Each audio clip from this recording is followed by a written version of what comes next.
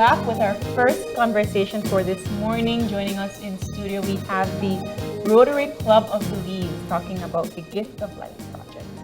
In studio, we have Dr. Gal Dadlane, who is the pediatric cardiologist, Heidi Hess, the pediatric nurse practitioner, and Yvette Banks, the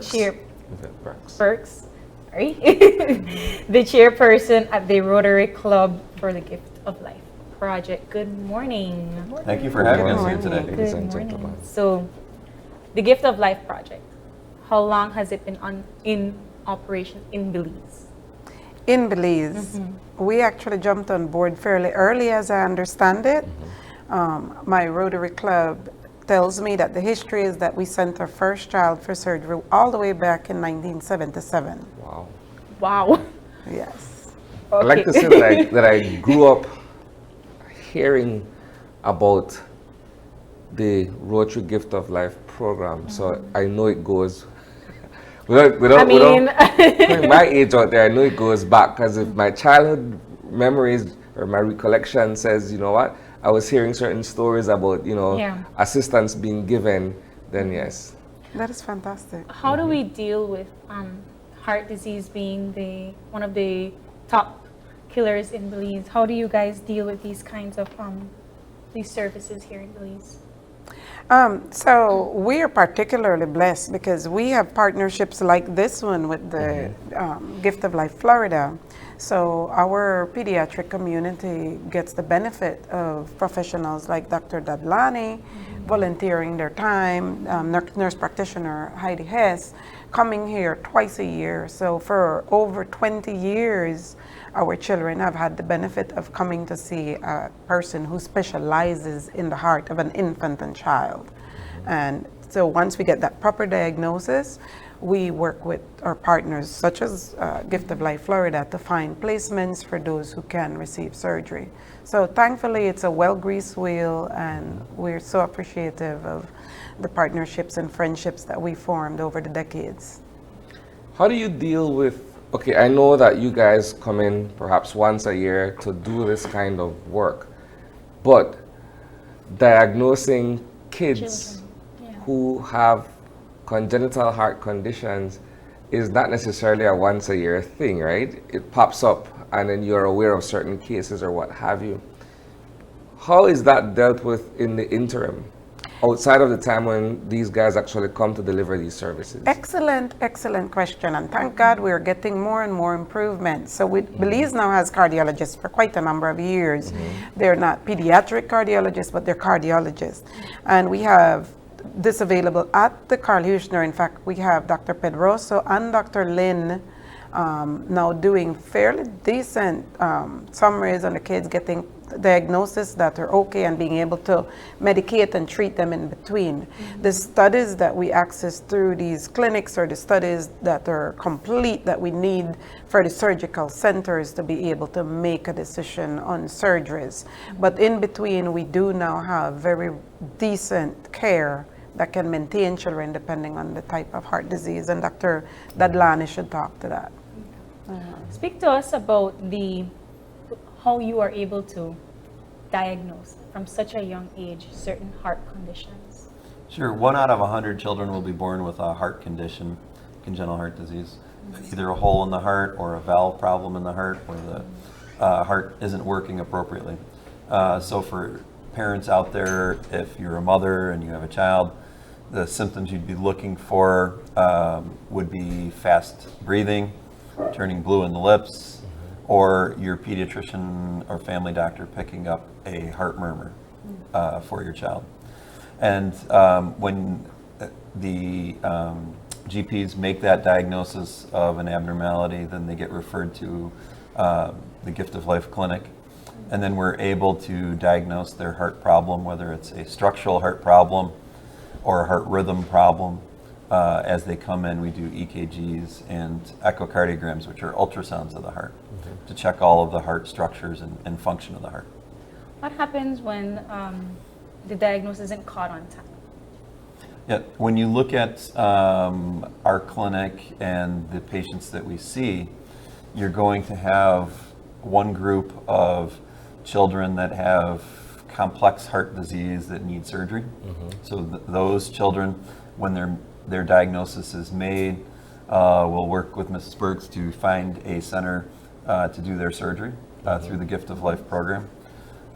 Some children, though, will have mild or moderate disease, so they may not need surgery. They just need long-term follow-up. Those children will have a follow-up appointment set in 6 months or a year or 2 years, depending on how severe their disease is with that.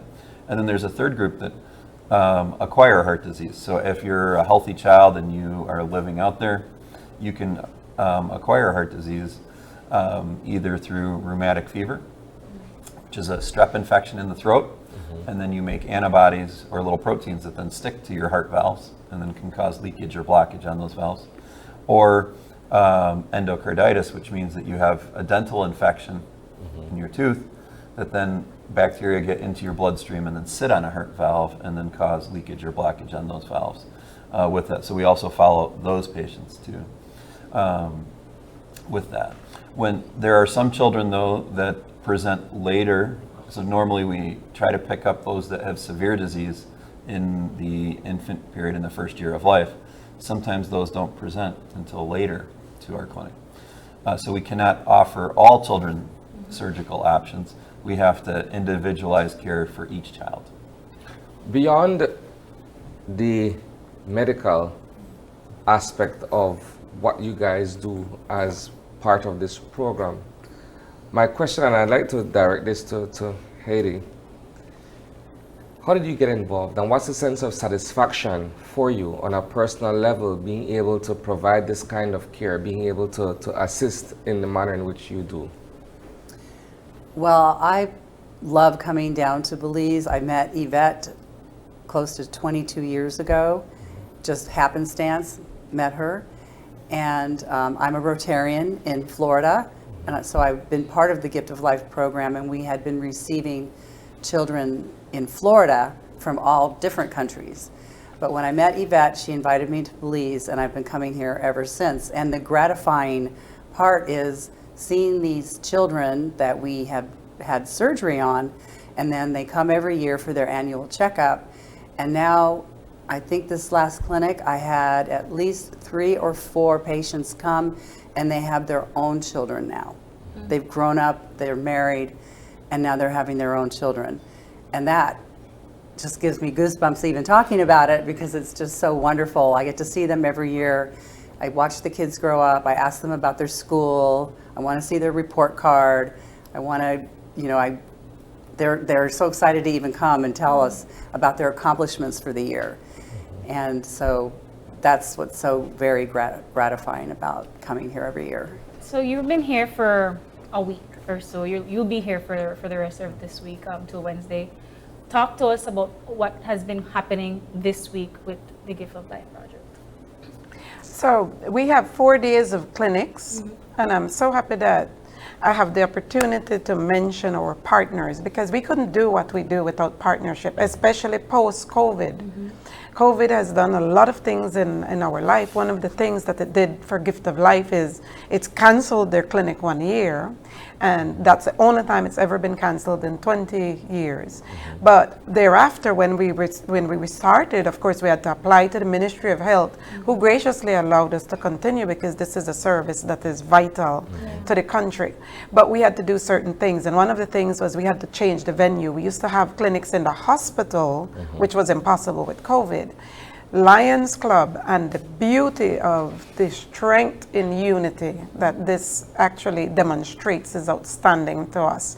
They allow us to use their venue.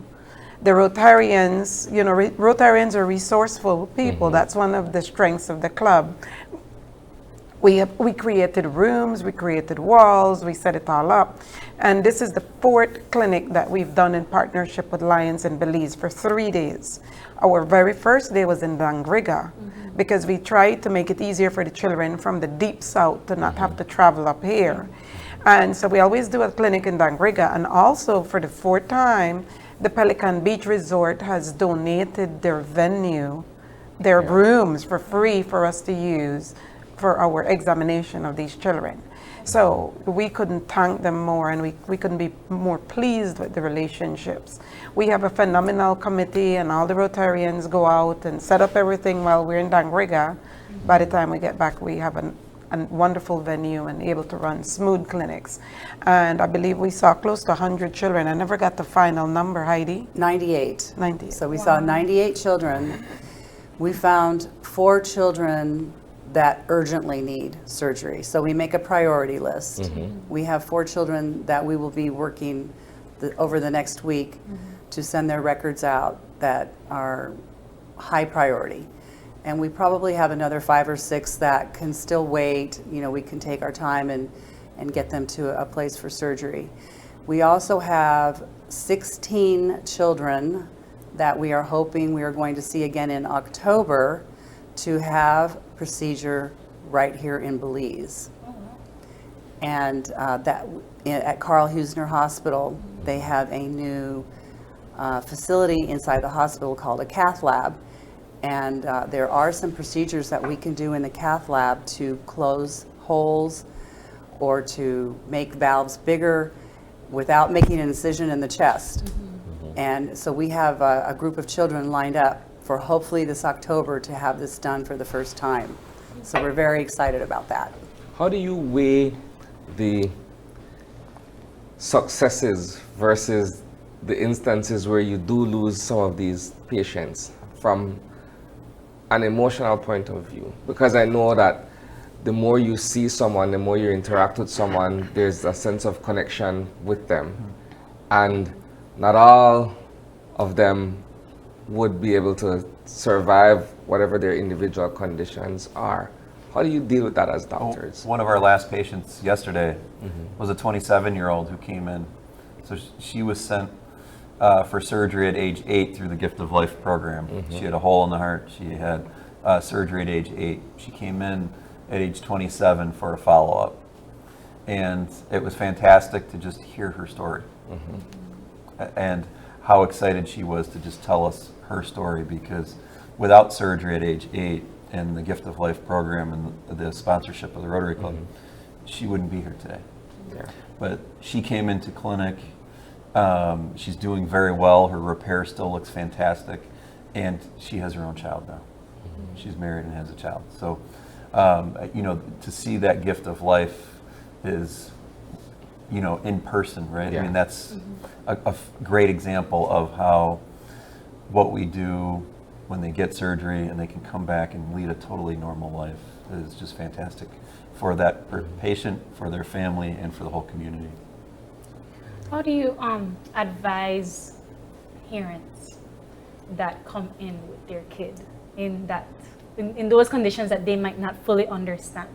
How do you advise parents to wait for surgery, to tell them they have to get into immediate care now?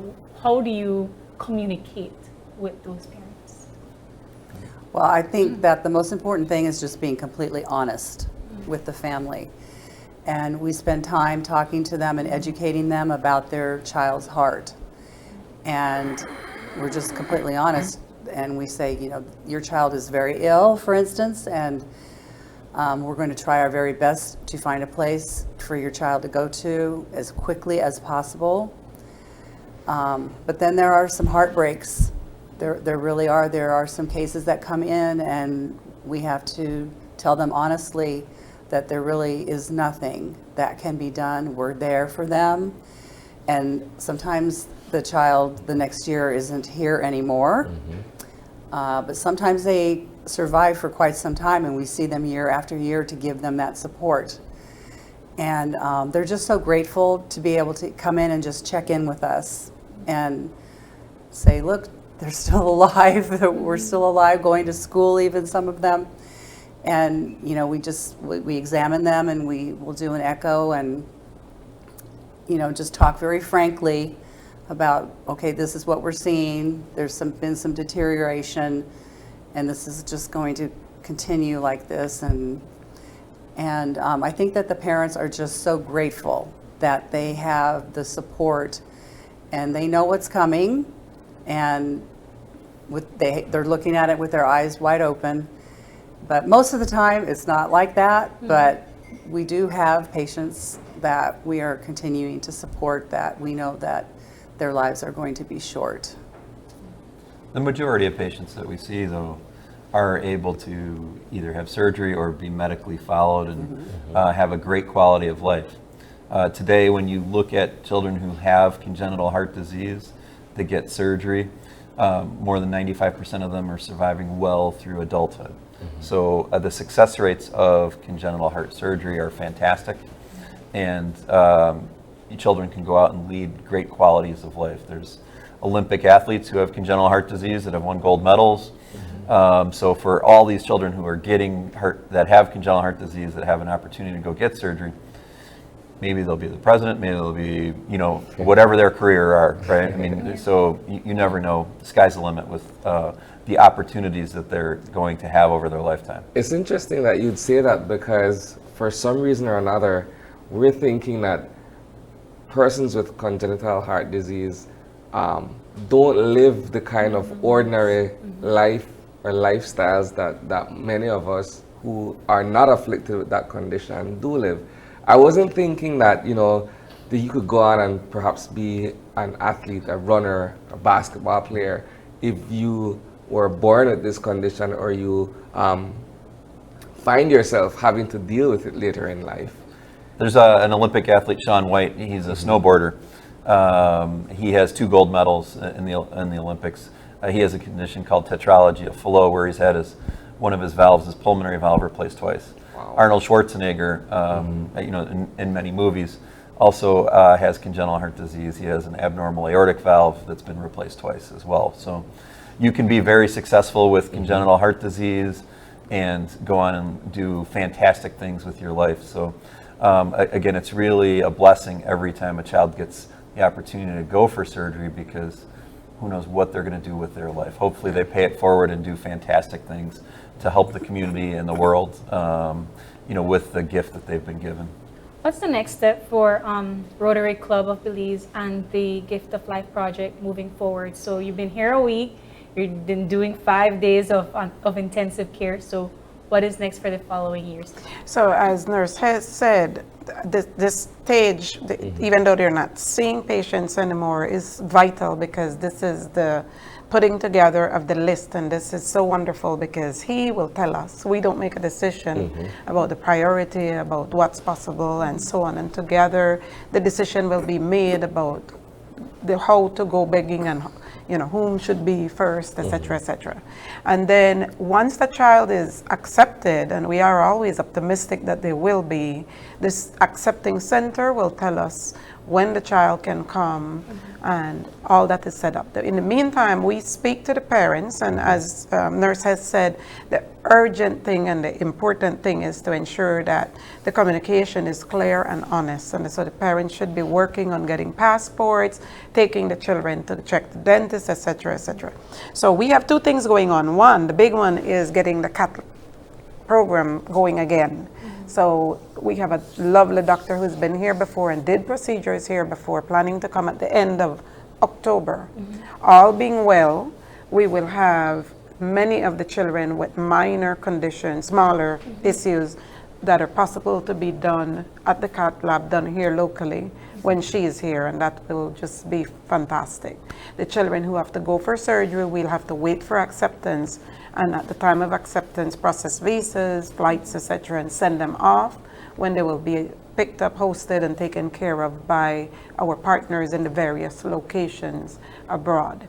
And then we have a clinic every 6 months, so we're also already looking at preparations for the next clinic, which will be the beginning of October with Dr. Delaney. Well, I mean, for it to have been going on since the 1970s, and I was just here like, oh, I heard this story about from like maybe the 90s, because I know I was young, but wow, congratulations on this project. Is there any opportunities that you guys might be heading into the Deep South at any point in PG or something like that?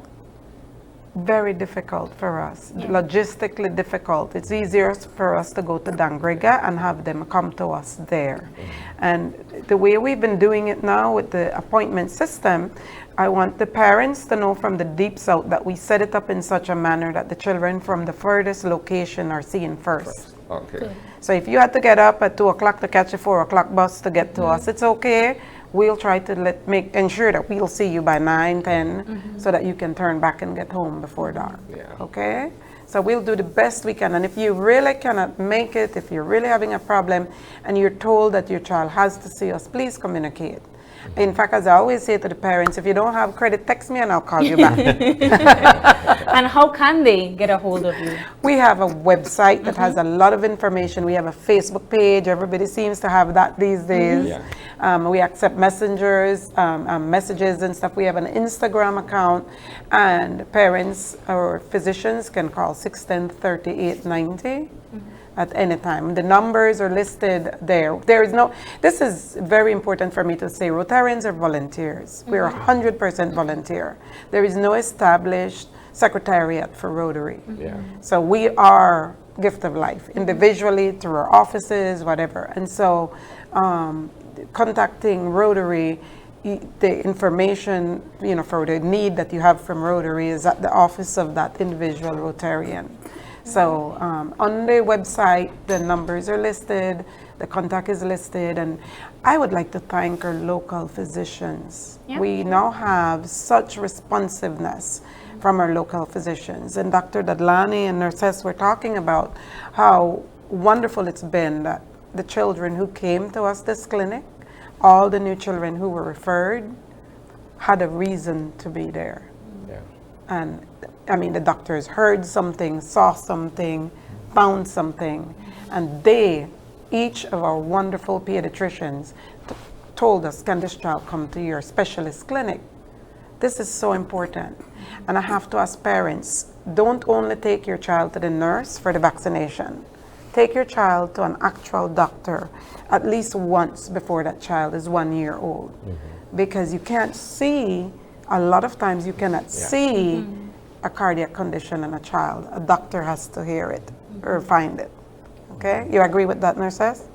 Yeah, I think that of all the children that we saw over the last 4 days, I believe we might have sent 4 or 5 away saying, there's nothing wrong. I mean, your child's completely normal. There's nothing. 4 or 5 out of 90. 90. 100. Yeah. Okay. That was not the same case 10 years ago. 10 years ago, I might have been sending out 20 to 30 of people that were just walking in and who just said, I think maybe my child has a heart problem. But the pediatricians here are now, I see the level of their competence in their examination. I'll be listening to a child, listening to their chest because they have heard something, and I have to listen really hard to hear, and my goodness, they caught that. Yeah. And sure enough, the kid has something. And so I'm really impressed with how much they have improved in their examination. Nice. Well, are there any final thoughts, final words from Rotary or from Gift of Life? I would like to thank the incredible network that makes this possible. Like I said, we have Rotary, who is our parent company. I'd like to thank the public. The public plays such a vital role. They support our fundraisers. We're always out there trying to raffle a truck or whatever Barbecue else. sale. Whatever. Well, we don't do barbecues anymore. The Sunrise Club does those. But yes, all Rotary does good. We do good projects. But anyway, and the public supports us, but also even by sharing. If you share information, that helps a child, because a lot of times Belize has wonderful resources for children, but the public just doesn't know. Yeah.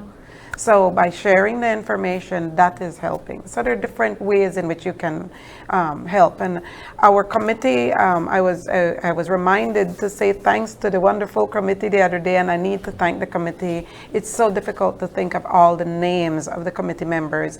They know who they are: friends of Rotary, Rotarians, wives of Rotarians, wonderful people who have been a vital part of making this work. But recently, we've also had our past patients coming back to help, and that's been phenomenal.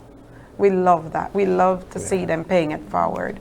So, and thank you as well for the opportunity to be here to inform the Belizean public about this opportunity. And we hope to hear from you again in October to see the highlights from that visit, right?